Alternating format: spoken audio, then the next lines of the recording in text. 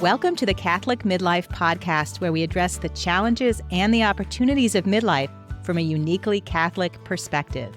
This is the time, my friends, for a deeper renewal of your Christian vocation. Come and enter into the freedom of Christ that allows you to be the person you were created to be, because there's an amazing, awesome, exciting next season of life waiting for you. Hello and welcome to the Catholic Midlife Podcast. I'm Karen Herbert. I'm here with my co-host Curtis. Hey, everybody.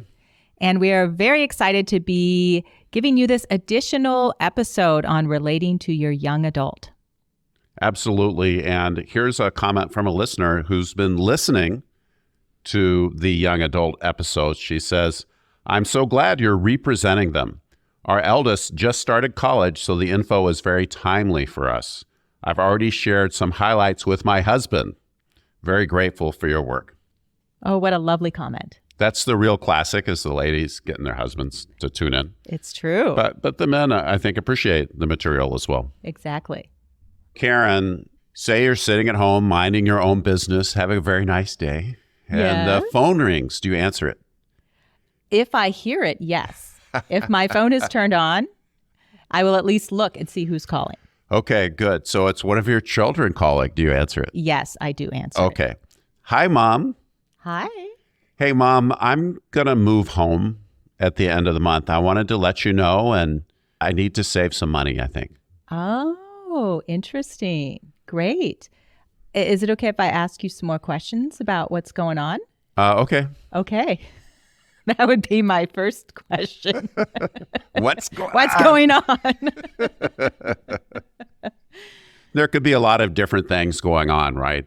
It could be some kids may have been off and out in the world for a while, and now all of a sudden they've lost their job, they're not making rent, they're looking for work, and perhaps they have this idea, well, I'm just going to move in with Mom and Dad for a while until I get my next job. Sure. Actually, I'm thinking now about our kids, and, you know, they're at different places. So one of them's still bouncing back and forth between home and school and other things. They're pretty much still at home. And we have another one who's really getting on their way. And I think if I were to guess, I would say that kid has it maybe in the back of their mind. Well, if I absolutely had to, I could move home. But it's certainly not in their trajectory or expectations about what they're doing. Right. And then I'm thinking about another kid who really, really would not want to move home. They would just do everything they could to avoid moving home. It would be like failing to move home. Yeah, that's right. So that's our kids and young adult children. Middle, a little more than young adult children. They move home for a lot of reasons. Right. Divorce is one of them. They need a place to live till they get things sorted out until the next phase. Right. Maybe they want to save some money. Saving money. Looking for the next thing. Yeah, we know a couple who are moving back in with her parents across town, and they want to save money for a down payment. Right. Their family is growing. They've got 2 young ones now. They're tired of the apartment life. However, they are very focused people. They're not going to be there any longer than necessary. I think that's a big issue or a big factor when you're a parent and you get that call is, are you worried that this is going to be more than a temporary thing? Or are you sure that what you're agreeing to is more temporary? And it can be hard to sort that out and get the real information, and it can depend on the kid a little bit. I think for me, when I'm hearing that request from the kid, I really am going to dig in and get some more information about what's going on, what their goals are, what their plans are, what they're hoping to accomplish in some time that they're spending at home, likely at, reduced rent or some kind of savings. One thing that I would be careful of is my tendency to just say yes automatically. Well, hey, you need to move home. Okay. I think I would need to really respect my own boundaries and say, okay, let's have a discussion about it. And then Dad and I are going to talk about it, and we'll choose to offer you some time at home or not. That choice option is really important for me. I feel like I have to be able to say no in order to really say yes to a request. Putting on the brakes just a little bit and not having an automatic yes. That sounds like a great idea because you can always say yes later. You always can. It's easier than flipping your position. And I think it could help the kid respect that, we have some choices as parents, and that giving them access to living at home is really a generous offer. Yeah, it sets the right tone. I think what I want to focus on, Karen, is the agreement. Oh, so let's just say you've said yes. Let's say you said yes and you've explored the alternatives and so forth. I think getting an agreement in place is really critical. This is one of the big things for you to do. And it might be a written agreement with a signed contract. I'm not a big fan of those personally. You've dealt with too many. Yeah. Well, it's hard to write all that stuff down and then everybody can play lawyer and oh, well. Yeah. I don't have great memories of that sort of thing. When you do it with the kids, right, and they promise to do the chores. And However, you can have a conversation and agree on some points and summarize what you're agreeing on, and then agree to meet at a specific time, put it on the calendar a month later to revisit what you've agreed on and what's working and what's not. Excellent idea. However you do it, an agreement is critical. And the big number one thing for your agreement is, when are you leaving? Get that down on the paper. When are you planning to leave? But I guess before we get to the agreement, we can back up a little bit. Okay. And think about maybe our mindset when they're moving in and what we need to be keeping top of mind while we go through this process. Right. Okay. Give it to me. Okay. What should my mindset be? Well, first off, you want to respond with encouragement and love and support. Yeah. And instead of being dismayed, frustrated, angry, you can make comparisons. You can be baffled why they're not wanting to, kids, when I was your age, all the kids, they just wanted to leave. They would never just go back home to do whatever. Yeah. Kids today. So you could have a lot of things going through your mind, but if they're moving back in, they're going to want some support from you on just the emotional as a parent. So you're still parenting. When I'm thinking about this, I'm thinking that I'm going to have to do some work to manage my energy around the relationship and the situation. I mean, and that's pretty much to your point, Curtis, about being careful not to fall into the frustrations and the judgments and the impatience that I might have, but really to manage my own response and how I'm showing up with the right kind of energy.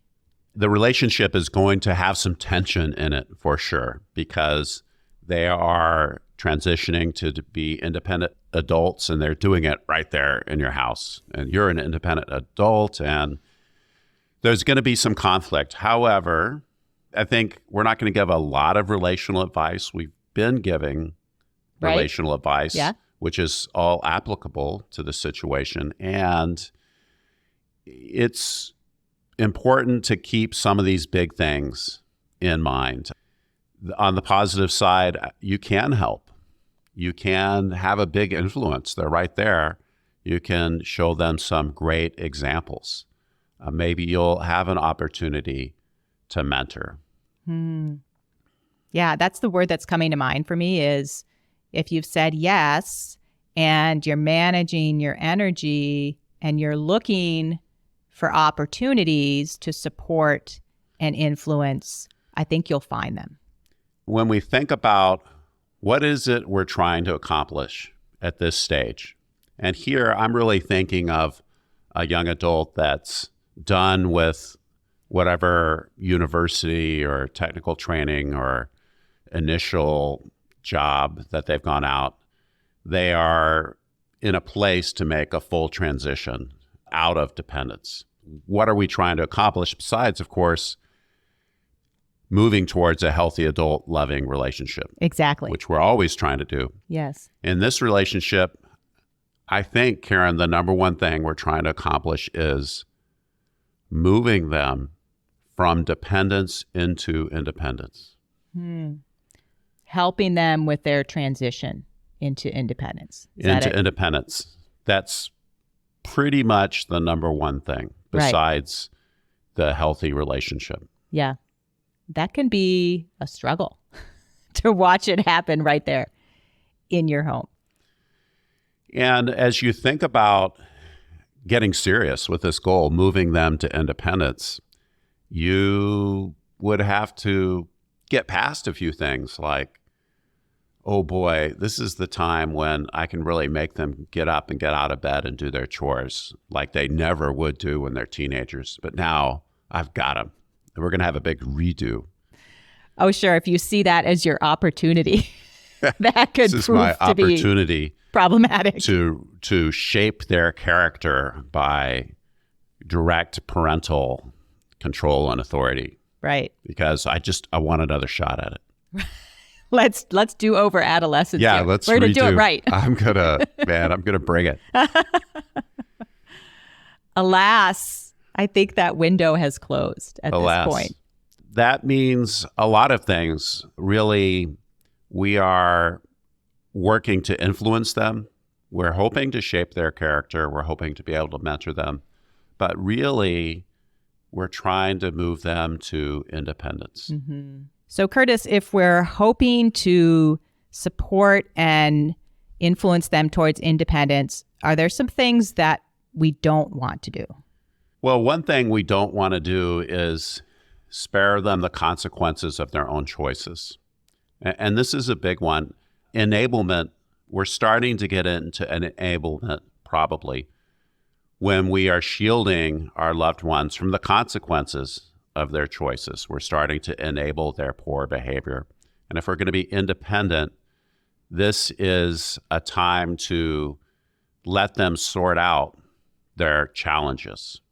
Right. And sit back and let them do it. Okay. And some of the other things, old patterns are so quick to reestablish themselves. That is so true. So we're going to find ourselves nagging the kids, these young adults, nagging these adults to get up and do their part, to mow the lawn or whatever it is. And we want to try to avoid that. Okay. We want to avoid the pattern of, if we start to get into this nagging habit, this is not helping the transition to independence by any ways or means. So maybe one question we want to be asking ourselves is, are the choices I'm making with this kid at home and in terms of this agreement I'm making, are they moving this person towards independence, or are they helping to keep them in a state of dependence?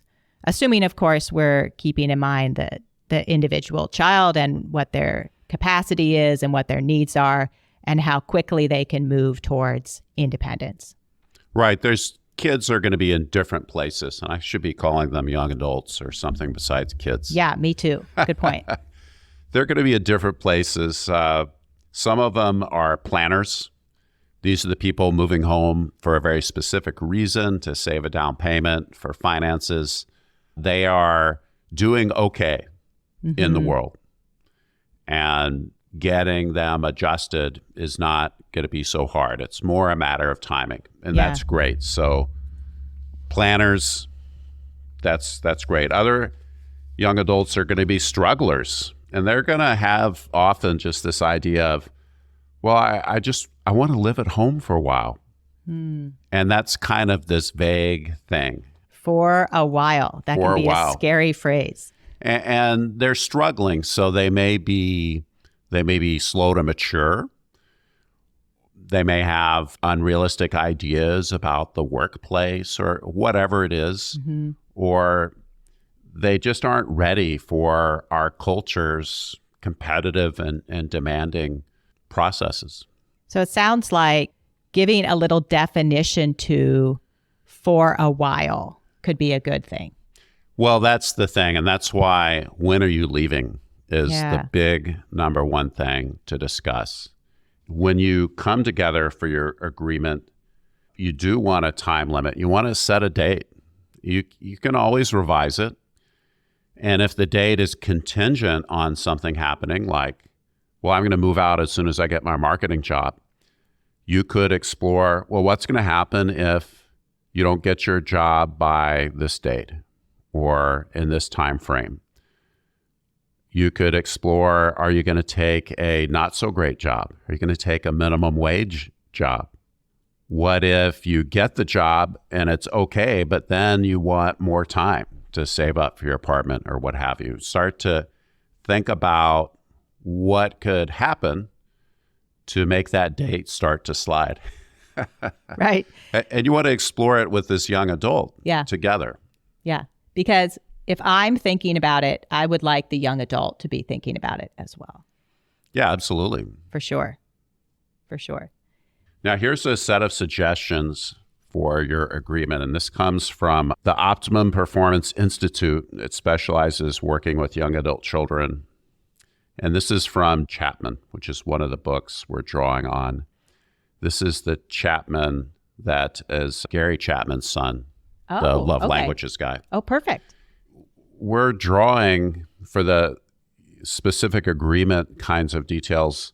We're drawing from authors that are pretty strict, conservative Christian type people. Yeah. And it's kind of striking how they agree on a lot of things. Anyway, so this institute says, do not cook, clean, do laundry for them on a regular basis. Ooh. So I wonder how you're going to do meals together, but still, this is their recommendation. When they are struggling to solve a problem, sit back and let them do it. Do not let them live with you if they're not contributing to the household, preferably in finances, but at least some kind of compensation like work, repairs, or what have you. There's more. Okay. Require unemployed children to seek work or to further education in order to stay in the family home. So you're looking for a job, you have a job, or you're in a mutually agreed upon educational situation. So they're moving forward in some degree. They're moving that forward. Is reasonable. Okay. Right, moving towards independence as you framed it. Do not pay their way. Adult children should be required to pay for their own gas, food, and clothing. And they go on to comment, say, well, don't use safety as your big excuse for buying them a car and paying the insurance and stuff. They should do that. Boy, I'm getting really convicted here. I don't think one size fits all, but these are their recommendations. Yeah. And looking at the kinds of examples that we get out of these books, out of these people that have worked with lots of families, often the financial piece comes down to really making a pretty small contribution financially, like $50 a month, something like that, simply because the young adult doesn't have money. Sure. So starting where they're at and then perhaps increasing as they go along. Yeah, that's another big motif is the monthly increase. Okay. For instance, increasing the rent by a certain amount until the monthly amount becomes comparable to what they would pay at an apartment. Okay. That's a great idea. Because then by the time they're ready, they're used to allocating that finances towards their housing. Right. And you always hear these stories of the parents taking the money and squirreling it away and then showering it upon them on their departure. Ah. I don't know what this institute would say about that. Anyway, some obvious items then for your agreement is, when do you leave? What's the date? What has to happen for that? Okay. The rent, the finances, automobiles, health insurance, food, meal prep, cleanup, overnight guests, alcohol and marijuana. Yeah. Marijuana's getting to be pretty legal around some parts of the country here in the U.S.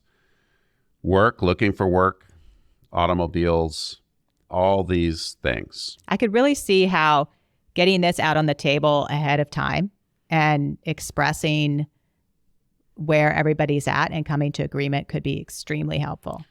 Coming to agreement. So there's going to be a collaboration. Right. It's not going to necessarily be an equal collaboration because you're the landlord. Yeah. So you're holding the cards to a great degree anyway when it comes to being the landlord.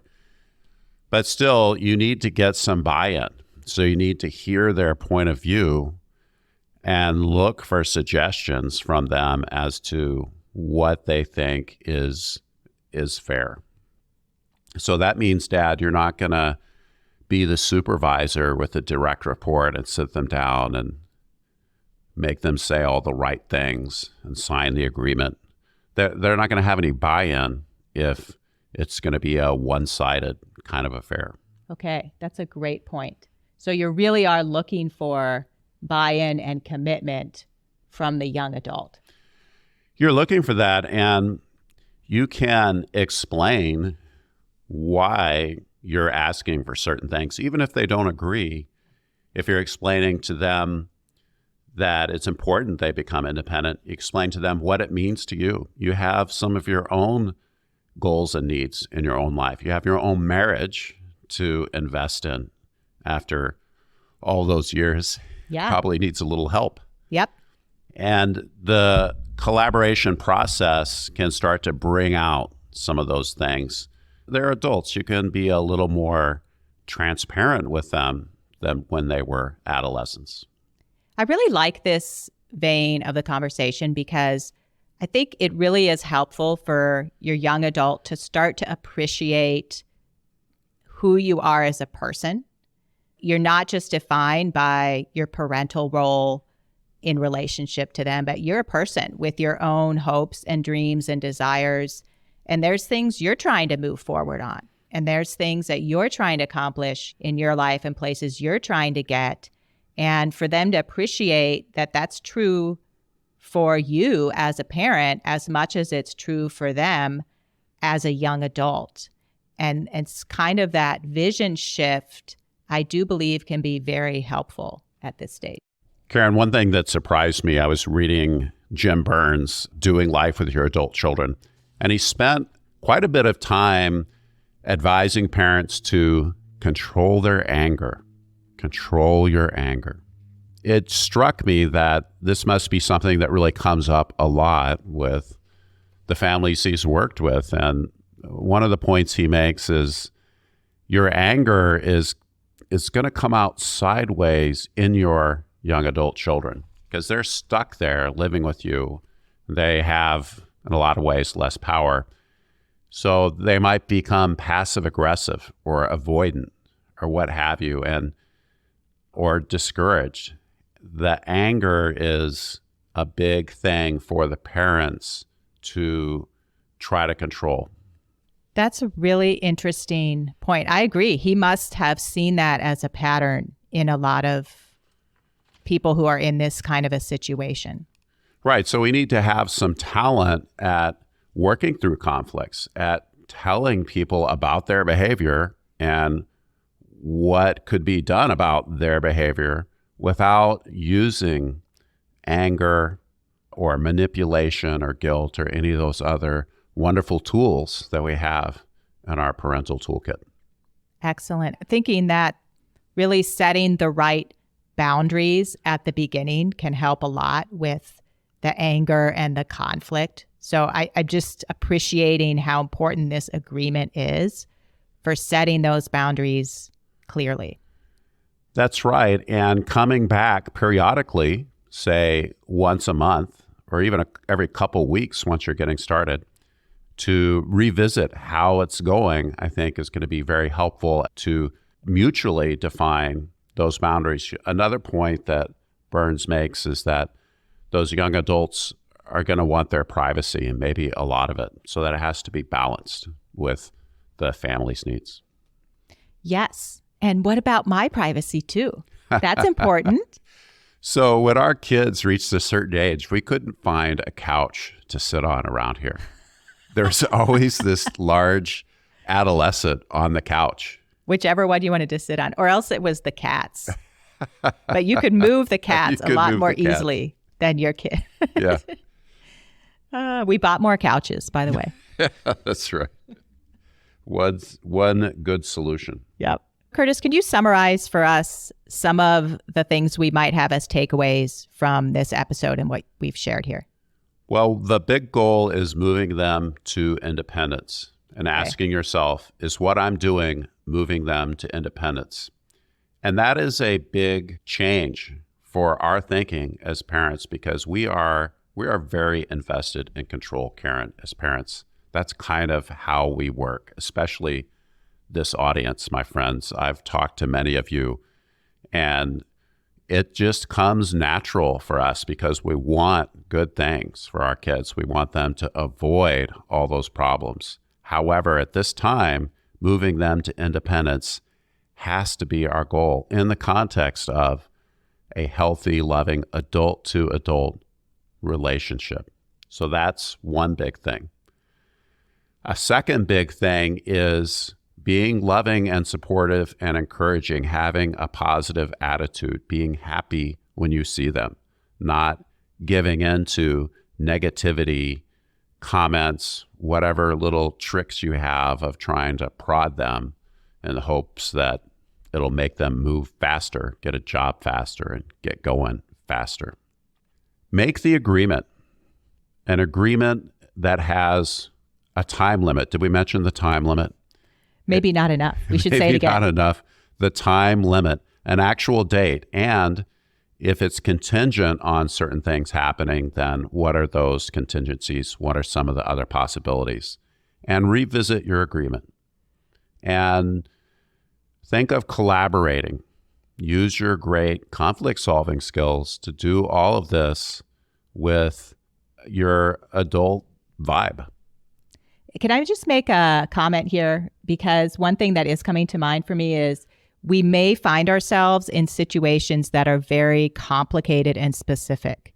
Our young adult may have some very serious things that they're working through, whether that's mental illness or some kind of addiction or some other kind of just life crisis that are going to be a lot harder to think through how you want to approach them. So we're not really trying to address all of those complicated issues here. And obviously, there's a lot here that you could take into that process as you discern how the best way is to support your young adult and help them move to a better place. Thanks so much for being here with us this week. Share this podcast with a friend. You've got your phone. You know you're never more than 3 feet away from your phone. So grab it and text a friend or two or three and tell them, hey, I listened to the Catholic Midlife Podcast and I thought it was really cool. You should too. Amen. Do that. Amen. Do that. We'll see you guys next week. Thanks a lot. Bye.